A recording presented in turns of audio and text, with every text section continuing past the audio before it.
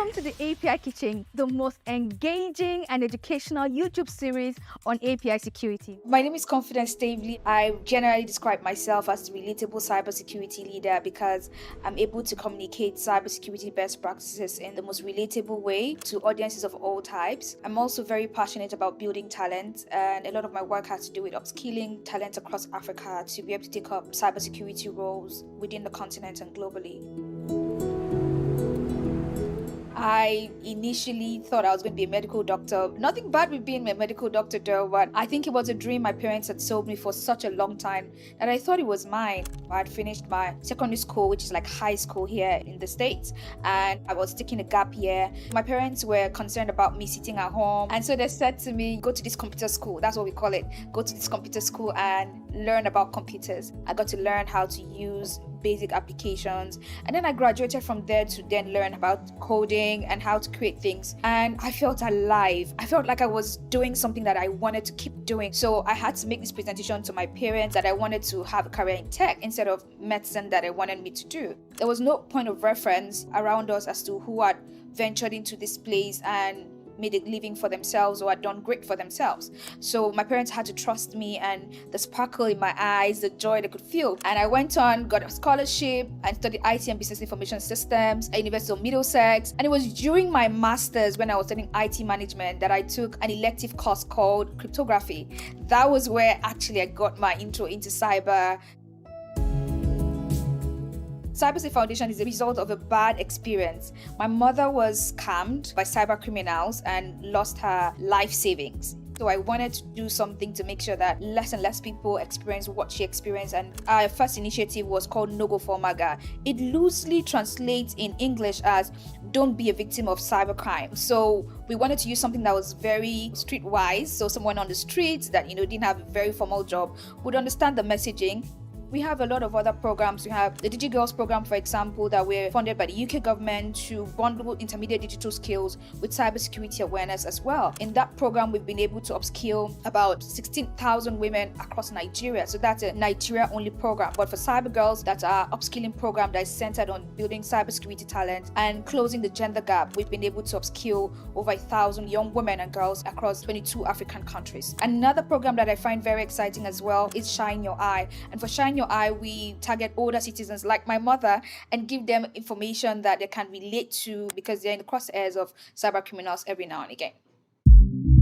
I'm very excited particularly about the Cyber Girls program because it's really dear to my heart. It's one program that I can say that guarantees that in the next 10 or 5 years, I won't look across the room and not find someone that looks like me in the places that matter in cyber. I would generally say that we don't want as women to be given opportunities in cybersecurity because we're women. We want to be given opportunities because we're the best for the job. But how do we become the best for the job without the training and access to the skills to become the best for the job? So that's where Cyber Girls comes in to then prepare women to defend the digital world. We have the support system that is built for women, recognizing all of the challenges that they would face before they get into the industry and while they are in the industry. Our selection process is very thorough to make sure that we are trying to get some of the best people who applied into the program. Last year, we received 20,000 applications from 45 African countries, and we only had seats for 500. So it's very, very competitive. I'd like to share one story that really is close to my heart, and it's the story of Fela Oshideko. Fela was in our first cohort, and she was very young, about 20 years at the time. That girl came out of the program. She secured her first role 1 month after as a petition tester for a major cybersecurity consulting company in her country. She got about a 2,100% increase in her income. She found a vulnerability in a major platform, and that vulnerability could cost the company millions of dollars, and she was able to responsibly disclose that. So I'm very excited, and there's so many stories like Fela's story across our network of 22 African countries that we are training girls to get cybersecurity skills and defend the digital economy.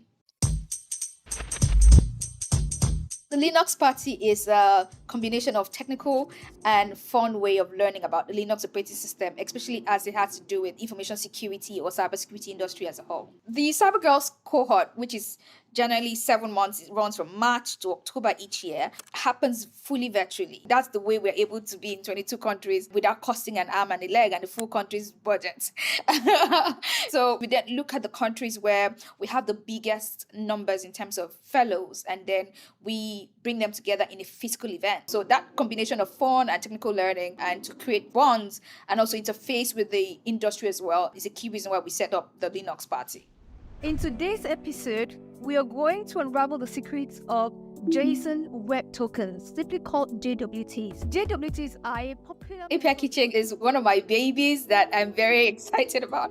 One of the things that connects every one of us is food. I don't know anyone who is living who doesn't eat food. You may not be able to cook it, but you eat food. So what I wanted to do was use food and analogies around food to really explain API security in a way that's actionable, in a way that helps people build secure systems. And so that's the whole idea behind API Kitchen. And it's received such a rousing welcome. I get a lot of emails talking about how this has helped as a developer do something better. When I watched this episode, I was able to make this change. And for me, that's everything.